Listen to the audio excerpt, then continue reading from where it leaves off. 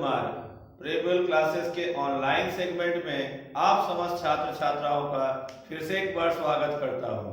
दोस्तों, आज के क्लास में हम लोग टॉप 10 करंट अफेयर्स पर चर्चा करेंगे जो आगामी एग्जाम के लिए काफी महत्वपूर्ण होगा। तो देर ना करते हुए शुरू करते हैं आज के क्लास को। आज का हमारा पहला करंट अफेयर्स राष्ट्रीय दुग्ध दिवस। राष्ट्रीय दुग्ध दिवस जिसे हम लोग नेशनल मिल्क डे के रूप में भी जानते हैं। याद रखेंगे, राष्ट्रीय दुग्ध दिवस हमारे देश में भारत में 26 नवंबर को मनाया जाता है। कब मनाया जाता है साथियों? तो 26 नवंबर को। याद रखेंगे, भारत में इस दिवस को मनाने की शुरुआत वर्ष 2014 में हुआ है। याद रखेंगे, इस दिवस को मनाने की शुरुआत कब हुआ? तो वर्ष 2014 में पहली बार हमारे यहाँ राष्ट्रीय दुग्ध दिवस मनाया गया। आपको बता दें कि अपने यहाँ एक व्यक्ति थे जिनका नाम है डॉक्टर वर्गीज कुरियन। याद रखेंगे, डॉक्टर वर्गीज कुरियन, जिन्हें मिल्क मैन ऑफ इंडिया भी कहा जाता है। मिल्क मैन ऑफ इंडिया भी कहा जाता है। इनका जन्म 26 नवंबर को ही हुआ था, इसलिए भारत सरकार के द्वारा इनके जन्मदिन को भारत में नेशनल मिल्क डे के रूप में मनाए जाने की शुरुआत वर्ष 2014 से हुआ।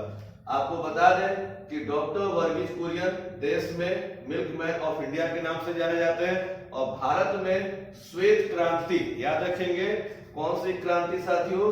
श्वेत क्रांति के जनक माने जाते हैं। श्वेत क्रांति के जनक, याद रखेंगे, भारत में ऑपरेशन फ्लड या श्वेत क्रांति के जनक के रूप में डॉक्टर वर्गीज कुरियन का नाम विश्व विख्यात है। आपको बता दें, वर्तमान में भारत दूध के उत्पादन में विश्व का नंबर 1 देश है और भारत में उत्तर प्रदेश सबसे पहले स्थान पे है। और आज भारत क्या है? दुनिया के कई देशों में मिल्क प्रोडक्ट की सप्लाई करता है। भारत की एक कंपनी है साथियों जिसका नाम है अमूल, जिसे द टेस्ट ऑफ इंडिया जो इसका टैगलाइन है। याद रखेंगे, ये विश्व की सबसे बड़ी मिल्क प्रोडक्ट कंपनियों में से एक है। तो याद रखेंगे, 26 नवंबर को भारत में नेशनल मिल्क डे के रूप में मनाया जाता है डॉक्टर वर्गीज कुरियन के जन्मदिन को। और एक और खास बात कि इस वर्ष डॉक्टर वर्गीज कुरियन का 99वां जन्म दिवस था। याद रखेंगे, डॉक्टर वर्गीज कुरियन को रैमन मैग्सेसे अवार्ड और पद्म भूषण और पद्म विभूषण जैसे प्रमुख सम्मानों से भी सम्मानित किया जा चुका है। अगला करंट अफेयर्स है साथियों, अगला जो करंट अफेयर्स है वो काफी महत्वपूर्ण है। इसका नाम है विधि विरुद्ध धर्म संपरिवर्तन प्रतिषेध अध्यादेश। क्या नाम है? विधि विरुद्ध धर्म संपरिवर्तन प्रतिषेध अध्यादेश। याद रख लेंगे कि अभी हाल ही में उत्तर प्रदेश सरकार के द्वारा, माननीय योगी आदित्यनाथ जी के द्वारा एक अध्यादेश पास कराया गया है। याद रखेंगे, क्योंकि इस समय विधानसभा का सत्र चल नहीं रहा है, कोविड का दौर है, इसलिए इस कानून को अध्यादेश के रूप में लाया गया। इसको टीवी में या कई जगहों पे इसका नाम लव जिहाद करके कहा जा रहा है, और तो आप कानूनी नाम जाने। याद रखिए, कानूनी नाम है विधि विरुद्ध धर्म संपरिवर्तन प्रतिषेध अध्यादेश। इसे कौन सी सरकार लाई? उत्तर प्रदेश सरकार। याद रखेंगे, इस कानून का साथियों मूल उद्देश्य यह है कि ऐसे लोग जो महिलाओं को, जो भारतीय महिलाएं, हिंदू महिलाओं को बहला फुसला करके जबरन शादी करते हैं और उन पर धर्मांतरण का ज्यादा दबाव बनाते हैं, ऐसे लोगों के लिए इस कानून के अंतर्गत कठोर सजा का प्रावधान किया गया। तो याद रखेंगे, यह मूल रूप से जबरन धर्मांतरण, बहला फुसला करके धर्मांतरण करना या सामूहिक रूप से धर्मांतरण करना, उसको रोकने के लिए कानून लाया गया है जो काफी कारगर सिद्ध होगा। और भारत के कई अन्य राज्य भी इस तरह का कानून ला सकते हैं, क्योंकि हाल के दिनों में इस प्रकार की घटनाएं काफी बढ़ी है, इसलिए सरकार के द्वारा इसे रोकने के लिए एक कठोर कानून लाया गया। तो आप लोग इसका लीगल नेम जरूर याद रखेंगे, उत्तर प्रदेश सरकार ने इसको पास किया है। याद रखेंगे। अगला साथियों, ग्रेग बार्कले। याद रखेंगे, दुनिया में एक संस्था है आईसीसी, इंटरनेशनल क्रिकेट काउंसिल, दुनिया की सबसे बड़ी क्रिकेट की अंतरराष्ट्रीय संस्था है। और दुनिया में जितने भी क्रिकेट के अंतरराष्ट्रीय मैच होते हैं उनको गवर्न करना, रेगुलेट करना, ये आईसीसी की ही जिम्मेदारी होती है। याद रखिए, आईसीसी के नए अध्यक्ष है, ये याद रखेंगे, आईसीसी के नए अध्यक्ष बने कौन? ग्रेग बार्कले, जिनका संबंध न्यूजीलैंड देश से। याद रखेंगे, न्यूजीलैंड देश से इनका संबंध है, क्योंकि आईसीसी के जो पूर्व चेयरमैन थे जिनका संबंध भारत से था, शशांक मनोहर, उन्होंने अपने पद से इस्तीफा दे दिया था निजी कारणों से। तब से यह पद खाली चल रहा था।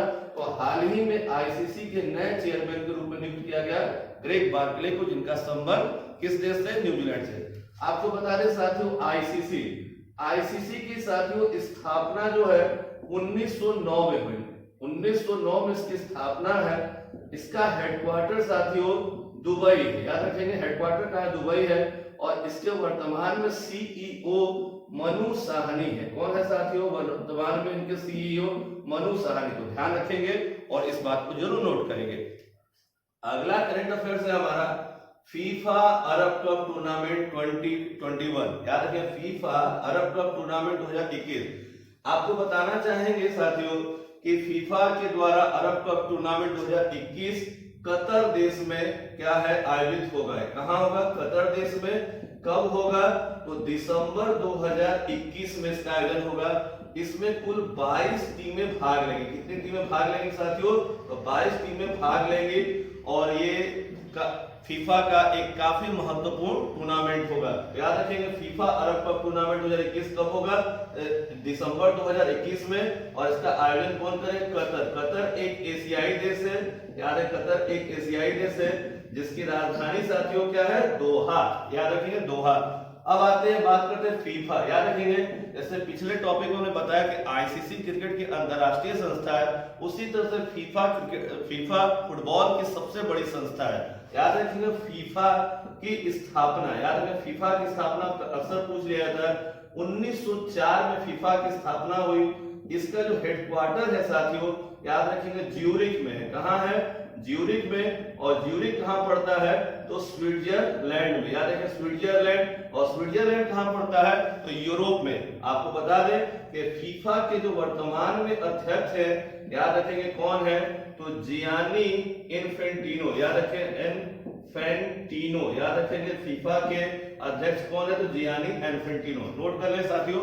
अगला पॉइंट है जल्लीकट्टू। याद रखें जल्लीकट्टू का नाम सुनते ही आपके दिमाग में तमिलनाडु का जो राजकीय खेल है वो दिमाग में चलने लगता है। तो याद रखें यहाँ जल्लीकट्टू का संबंध तमिलनाडु के उस खेल से नहीं है बल्कि एक फिल्म है। याद रखेंगे जल्लीकट्टू, याद रखेंगे एक फिल्म का नाम है। याद रखेंगे फिल्म है और ये मलयालम भाषा में है। मलयालम भाषा में है। और खास बात आज हम इस पर चर्चा इसलिए कर रहे हैं क्योंकि इसे ऑस्कर के लिए, याद रखेंगे ऑस्कर 2021 के लिए भारत की ओर से नामित किया गया है। याद रखेंगे भारत की ओर से 2021 में भारत का प्रतिनिधित्व कौन करेगी? तो जल्लीकट्टू मूवी करेगी जिसका संबंध मलयालम भाषा से है। अगला करंट अफेयर्स के साथियों ऑपरेशन 500। याद रखेंगे ऑपरेशन 500 भारतीय सेना के द्वारा, याद रखें किसके द्वारा? भारतीय सेना के द्वारा कहां चलाया गया है? जम्मू एंड कश्मीर राज्य में चलाया गया। इसका मूल उद्देश्य यह है कि पाकिस्तान के द्वारा जो प्रायोजित आतंकवाद है उसका जड़ से सफाया किया है। तो याद रखेंगे ऑपरेशन 500 भारतीय सेना के द्वारा जम्मू एंड कश्मीर में चलाया गया और उद्देश्य क्या है? पाकिस्तान के द्वारा जो प्रायोजित आतंकवाद है जिससे भारत का जम्मू कश्मीर या अन्य राज्य ज्यादा प्रभावित होते हैं, ऐसे आतंकवादियों को जड़ से समूल से नष्ट करना ये हमारा मुख्य मकसद है। अगला है टॉपिक साथियों हिम सुरक्षा अभियान। याद रखेंगे हिम सुरक्षा अभियान हमारे यहाँ हिमाचल प्रदेश सरकार द्वारा, याद रखेंगे हिमाचल प्रदेश सरकार के द्वारा चलाया गया है।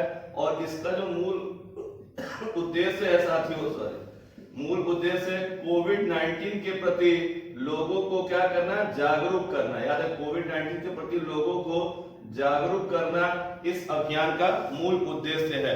अगला पॉइंट है साथियों डोनाल्ड ट्रंप। याद रखेंगे इसे नोट करिए। डोनाल्ड ट्रंप साथियों अभी 19 जनवरी 2021 तक यूएसए के राष्ट्रपति हैं। याद रखेंगे क्योंकि अमेरिका में 20 जनवरी 2021 को, याद रखेंगे 2000 यहाँ 21 होगा, 19 जनवरी 2021 तक यूएसए के राष्ट्रपति हैं। और अमेरिका में 20 जनवरी 2021 को शपथ ग्रहण समारोह होगा जिसमें जो बाइडेन अमेरिका के राष्ट्रपति के रूप में जबकि कमला हैरिस उपराष्ट्रपति के रूप में शपथ लेंगे। और तो आज हम जो चर्चा करेंगे इसलिए चर्चा करेंगे कि दुनिया का एक संगठन है जिसका नाम है आसियान। याद रखेंगे आसियान। क्या नाम है साथियों? आसियान। आसियान का फुल फॉर्म होता है association of south east Asian nation. क्या नाम होता है? Association of south east Asian nation. ASEAN में, याद रखिए, आसियान में इन्हें यूएसए की ओर से, याद रखिए, आसियान में इन्हें यूएसए की ओर से राजदूत नियुक्त किया गया है। राजदूत नियुक्त किया गया है। ये काफी महत्वपूर्ण है। किसे यूएसए किया राजदूत नियुक्त किया गया है आसियान में? तो डोनाल्ड ट्रंप, जो अमेरिका के अभी वर्तमान में राष्ट्रपति। आपको बता दें साथियों, आसियान में सदस्य राष्ट्र साथियों कितने हैं? 10। और आसियान की स्थापना जो हुई है 1967 में, इसकी क्या हुई है? स्थापना हुई है। और याद रखिए, इसका जो हेडक्वार्टर है कहाँ है? तो जकार्ता में, और जकार्ता इंडोनेशिया देश में। आपको बता दें कि भारत आसियान का सदस्य राष्ट्र नहीं है, ना ही चाइना है। तो याद रखें, आसियान का full form association of south east nation, और इसके याद रखेंगे 10 सदस्य राष्ट्र हैं, और इसकी स्थापना कब हुई? 1967 में, और इसका हेडक्वार्टर कहाँ है? तो इंडोनेशिया की राजधानी जकार्ता में। अगला पॉइंट है साथियों, अगला पॉइंट काफी महत्वपूर्ण है आगामी किसी भी एग्जाम के लिए। डिएगो मैराडोना, याद रखेंगे, ये दुनिया के स्टार फुटबॉलर थे जिनका दिल का दौरा पड़ने से क्या हो गया? निधन हो गया। याद रखेंगे, इनका क्या हो गया साथियों? निधन हो गया। और ये क्या थे? फुटबॉलर। याद रखेंगे, फुटबॉलर ही नहीं साथियों, ये स्टार फुटबॉलर और सदी के महानतम फुटबॉलरों में से एक रहे हैं। और डिएगो मैराडोना का संबंध अर्जेंटीना देश से रहा है। याद रखेंगे, अर्जेंटीना देश से रहा है। अर्जेंटीना देश में इनकी मृत्यु के बाद 3 दिन का राष्ट्रीय शोक घोषित किया गया। आपको बता दें कि डिएगो मैराडोना की कप्तानी में ही 1986 में अर्जेंटीना विश्व विजेता बना। याद रखेंगे, डिएगो मैराडोना और पेले, जो ब्राजील के खिलाड़ी है, इन 2 खिलाड़ियों को सदी का महानतम खिलाड़ी फीफा के द्वारा घोषित किया गया। ये काफी दुखद है। इनकी मृत्यु पर दुनिया भर के खेल प्रेमियों में काफी दुख है, और सभी ने इनके परिवार के प्रति शोक संवेदना भी दी।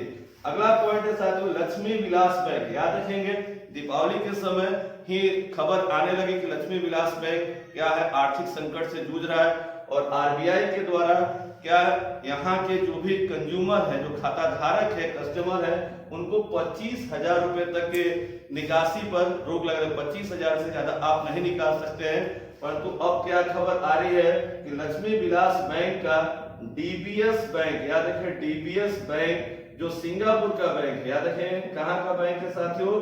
सिंगापुर का बैंक है। इस बैंक में विलय की घोषणा कर दी गई है। याद रखेंगे, विलय की घोषणा, याद रखेंगे, भारत सरकार के जो केंद्रीय मंत्रिमंडल है उसने लक्ष्मी विलास बैंक के विलय की घोषणा डीबीएस बैंक में करने की कर दी।